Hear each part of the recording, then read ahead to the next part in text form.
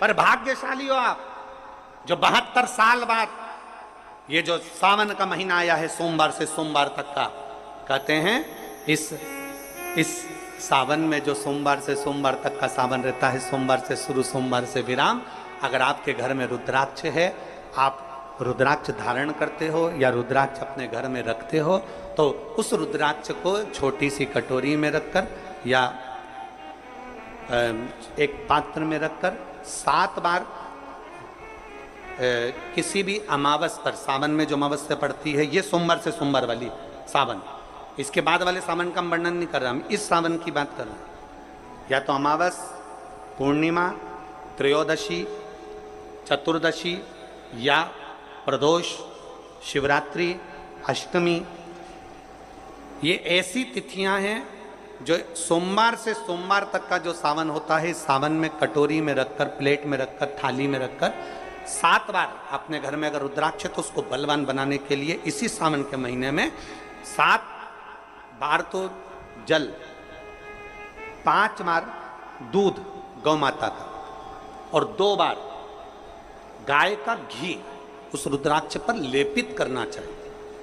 और फिर उस रुद्राक्ष को धूप बत्ती हो या घर में गूगल की धूप हो, वो धूप बत्ती से उस रुद्राक्ष को सिद्ध कर लेना चाहिए। कुछ नहीं आता ना, शिव का नाम लो, श्री शिवाय नमस्तुभ्यम बोलो और उस रुद्राक्ष का स्पर्श कर कर अपने गले में धारण करते हो तो गले में, पूजन में रखते हो तो पूजन में, या किसी कार्य सिद्धि के लिए रखते हो तो कार्य सिद्धि के लिए। अगर ये सोमवार से चालू होने वाले सावन को, सोमवार से विराम होने वाले सावन में अगर हम सिद्ध कर लेते हैं तो वो रुद्राक्ष हमारे जीवन का सबसे श्रेष्ठ रुद्राक्ष हो जाता है, सर्वश्रेष्ठ। अभी हमारे सीहोर में कुबेरेश्वर धाम पर ये जो सावन का महीना आया है, इस सावन में हमारे यहाँ कुबेरेश्वर धाम पे वैसे तो जो महाशिवरात्रि आती है, जिस समय रुद्राक्ष उत्सव होता है, उस समय पर रुद्राक्ष को सिद्ध कर लिया जाता है।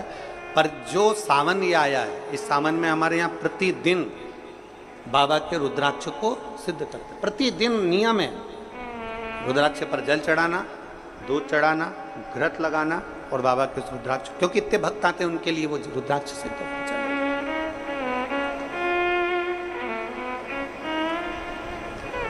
इसी सावन में 4 मुखी 3 रुद्राक्ष, कितने? 4 मुखी कितने? 3। 5 मुखी रुद्राक्ष 3 और 6 मुखी रुद्राक्ष 3। इनके बीच में सवा गांठ लगाई जाती है। 4 रुद्राक्ष कितने? जल्दी बोलो। 4 मुखी रुद्राक्ष कितने? 3। 5 मुखी रुद्राक्ष कितने? 3। 6 मुखी रुद्राक्ष कितने? 3। इनके बीच में सवा गांठ लगाई जाती है। मतलब एक गांठ पूरी लगाई जाती है, फिर आधी गांठ लगाकर फिर रुद्राक्ष को डाला जाता है लाल धागे में, फिर सवा गांठ ऐसी चलती है। 9 रुद्राक्ष होते हैं कुल टोटल। अगर ये 9 रुद्राक्ष को शंकर भगवान के शिवलिंग के पास में रखकर, ये सावन, इसको अन्य सावन में नहीं कर सकते, केवल इसी सावन भगवान शिव के मंदिर में शिवलिंग के पास उसको रखकर 7 लोटा जल, 5 बार दूध और 2 बार घृत अगर लेपन कर दिया जाता है उस माला को, और उसी माला को हम बेलपत्री के पेड़ के नीचे बैठकर अपने गले में अगर धारण कर लेते हैं तो दुनिया का ऐसा कोई कार्य नहीं जो तुम्हारे लिए हो नहीं, पक्के में होकर ही मान। उस रुद्राक्ष का इतना महत्व, ये तुम जो सहज में सुन रहे हो ना, हम फिर कहेंगे दया सिंह, जो हम फिर दया सिंह जी को धन्यवाद देंगे कि ये जो सावन के महीने की कथा लिए दया सिंह जी, ये साधारण नहीं है। दुनिया के लोग भले इसको सहजता में रख लें। 27 जुलाई 1953 में ये सावन आया था, उसके बाद 2024 में ये सावन आया। लोग तरसते हैं इस सावन के लिए कि इसमें हमें रुद्राक्ष को सिद्ध करना है, हमें इसमें बेलपत्र का पान करना है, इसमें हम जो मांगेंगे हमारा बाबा कृपा करने के लिए तत्पर रहता है। ये वो रुद्राक्ष का आनंद पाते। मैं धन्यवाद देता हूं दया सिंह जी आपको बहुत बहुत, और पूरी समिति को। शिव मंदिर में जैसे आप लोग जाते होंगे शंकर जी के मंदिर में, तो ये तो शिवलिंग हो गया, ये जलाधारी हो गई, ये जलाधारी है, ये शिवलिंग है। और जलाधारी और शिवलिंग के यहाँ, शिवलिंग से लेकर जहाँ से पानी नीचे गिर रहा है, आप पानी यहाँ चढ़ाते हो तो ये घूम के यहाँ से नीचे आ जाता है। आपने जल यहाँ चढ़ाया शिवलिंग पे तो जल घूमकर यहाँ से नीचे आ जाता है। इस जगह से नीचे की ओर आ जाता है, इस स्थान से। प्रयास करिए, ये जो सावन आया है 72 वर्ष के बाद, प्रयास करिए कि कितना बड़ा भी रोग है, कितनी बड़ी भी बीमारी है, आप डॉक्टर से इलाज करवाओ, पर ये जो स्थान है अशोक सुंदरी का, इस स्थान पर एक बार अपनी हथेली रखकर देखिए और भगवान शिव से पंचाक्षर मंत्र नमः शिवाय, षडाक्षर मंत्र ओम नमः शिवाय या श्री शिवाय नमस्तुभ्यम स्मरण कर कर देखिए। और एक बेलपत्र बाबा की लेकर जहां से पानी नीचे गिरता है उस स्थान पर लगाकर उसी बेलपत्र को खाइए और फिर जाकर डॉक्टर को एक बार फिर जांच करवाइए कि उस रोग में आराम कितना लगा है, उस रोग में अंतर कितना आया।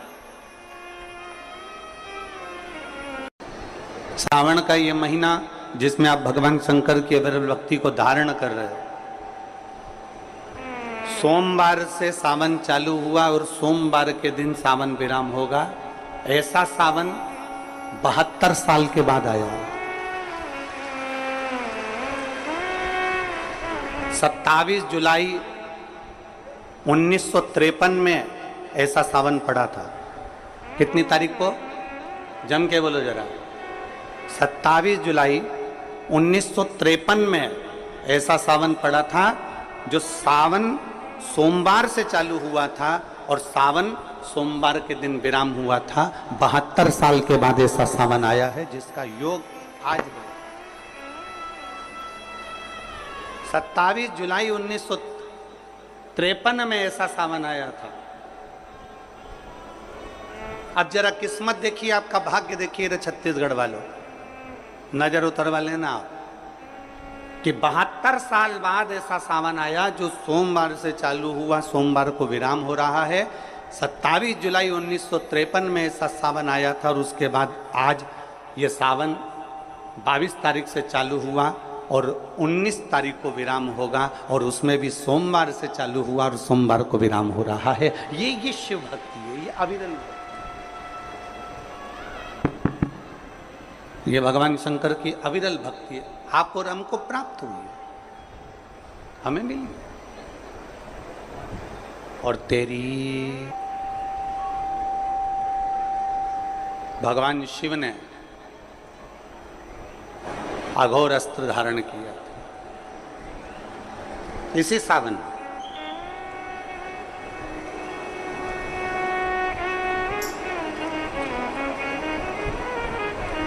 एक त्रिपुरासुर असुर हो गया, 3 पुरियों का निर्माण कर कर वो निवास कर रहा है।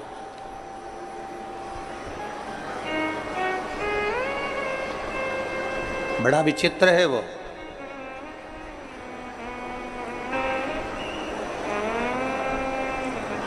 बहुत सावन आते हैं, सारे सावन आते हैं। हर वर्ष सावन का महीना आता है, हर वर्ष श्रावण का सोमवार भी आता है, हर वर्ष प्रदोष भी आती है, हर वर्ष शिवरात्रि भी आती है सावन की, हर वर्ष अष्टमी भी आती है, छठ भी आती है, सब तिथियां आती हैं।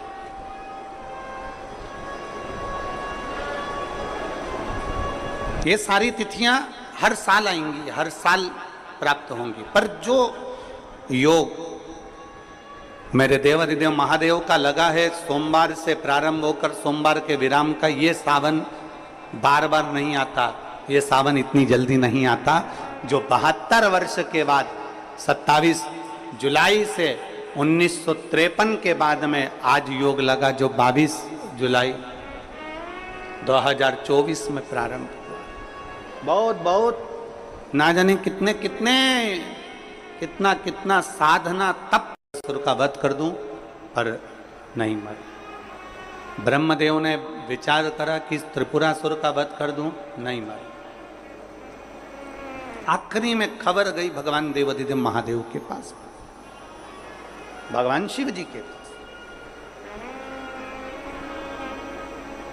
भगवान देवादिदेव महादेव, मेरे महाकाल राजा, मेरे कालाधिपति, मेरे ओमकारेश्वर, मेरे विश्वनाथ, मेरे परली वैद्यनाथ, मेरे वैद्यनाथ, ओगरदानी, मेरे केदारेश्वर, भगवान शिव विराजमान थे, नेत्रबंद थे भगवान शिव। और सबने, सारे देवताओं ने जाकर भगवान शिव से विनय करी, निवेदन कर,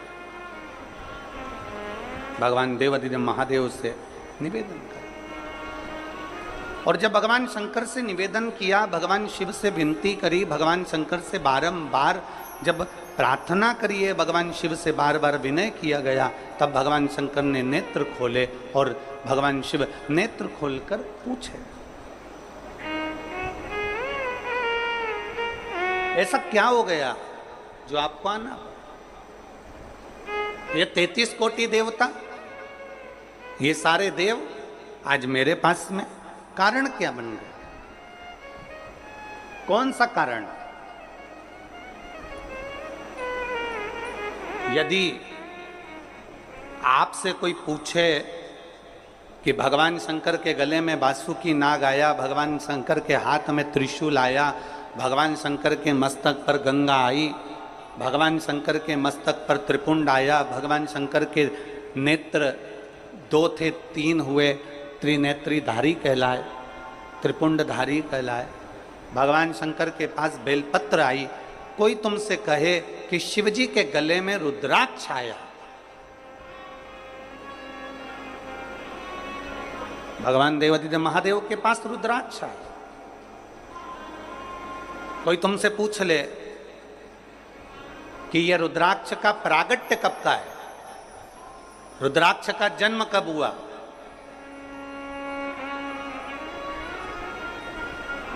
रुद्राक्ष प्रकट कब किया गया?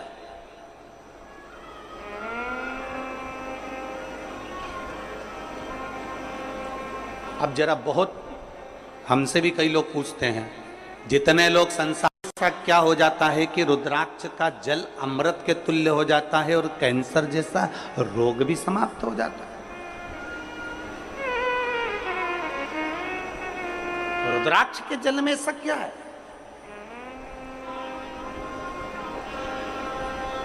एक माँ ने पत्र में लिखा है कि क्या जाता कैसे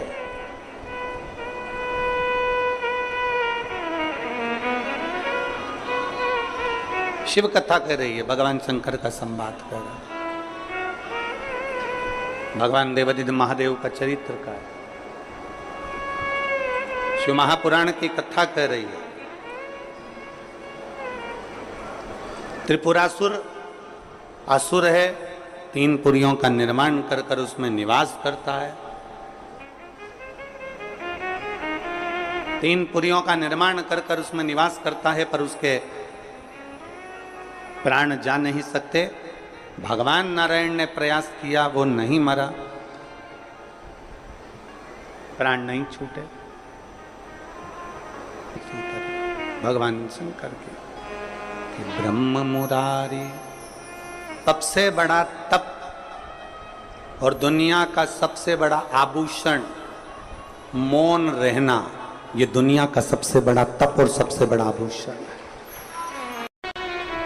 हम भगवान शिव को किस तरह से रिझा सकते? और फिर निवेदन करूंगा, जितनी सरलता से, जितनी सहजता से आप शिव को रिझाओगे, उतनी सरलता से शिव रिझता है, उतनी सरल।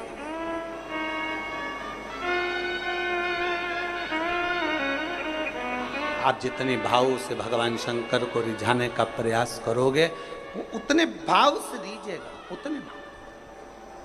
जरा विचार करिए, स्त्री की पूजन आप ऑनलाइन करेंगे, आप और हम सब आस्था चैनल के माध्यम से, फेसबुक यूट्यूब के माध्यम से ठीक शाम को 7 बजे 2 अगस्त को बैठेंगे और ऑनलाइन सब अपने अपने घर से पूजन करेंगे, भगवान शिव की आराधना करेंगे। आप और हम सब मिलकर भगवान शंकर से एक साथ प्रार्थना करेंगे, एक साथ।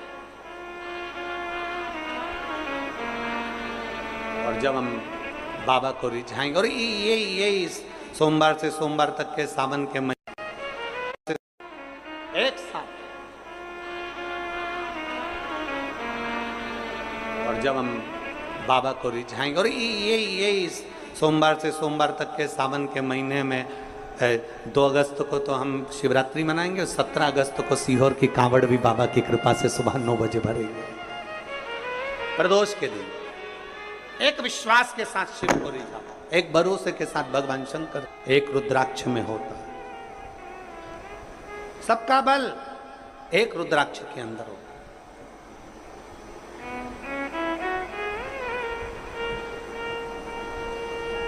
कई जगह पर रुद्राक्ष पर रिसर्च किया जा रहा है। वो 2 कंपनी का नाम तो हमको स्मरण में था, मुंबई की, और 1-2 कंपनी काशी की हमारे स्मरण में, पर नाम याद नहीं आ रहा। कई जगह पर रुद्राक्ष पर रिसर्च चल रहा है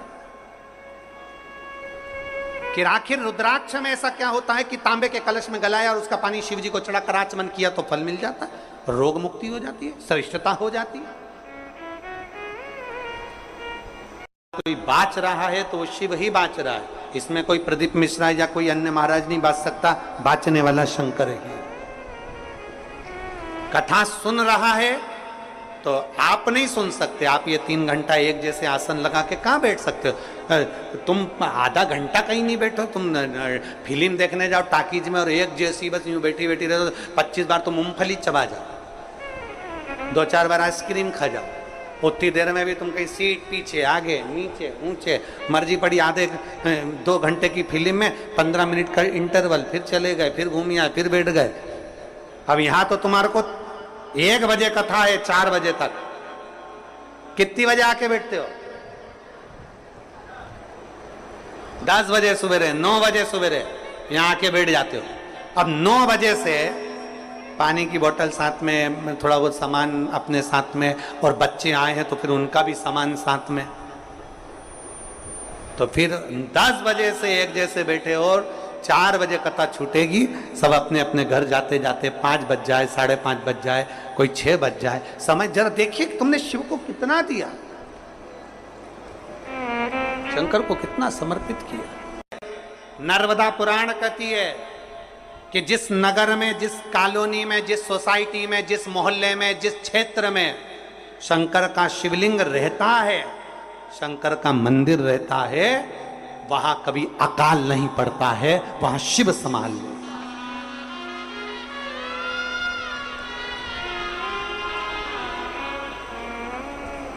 वहां शिव संभाल, वहां वो गढ़दानी संभाल।